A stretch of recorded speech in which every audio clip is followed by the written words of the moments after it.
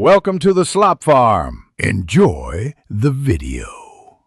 In this video, I will explain how to get into stocks using Robinhood. First, you'll need to open an account, which is a straightforward process. Simply provide some basic personal information and link your bank account for funding.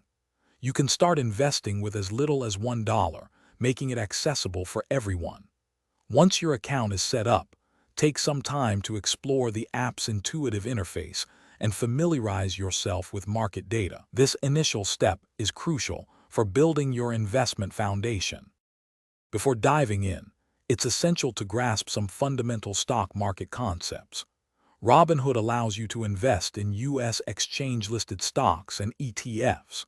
Understanding terms like price-to-earnings ratio and market capitalization can help you evaluate potential investments. Remember, diversification is key to managing risk. Spreading your investments across different companies and sectors can help protect your portfolio from significant losses. Take your time to learn these basics. Now, let's place your first trade. Use the search function in the Robinhood app to find a company you're interested in by its ticker symbol or name. When buying, you'll typically choose between a market order, which executes immediately at the best available price, or a limit order, which lets you set a specific price you're willing to buy at.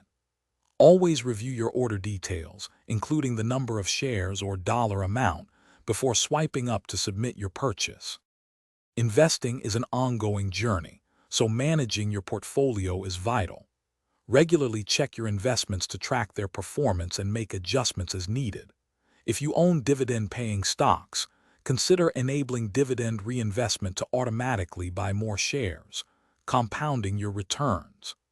Robinhood also offers various educational resources, including articles and learning modules, to help you expand your financial knowledge. Continuous learning is a powerful tool for long-term investing success.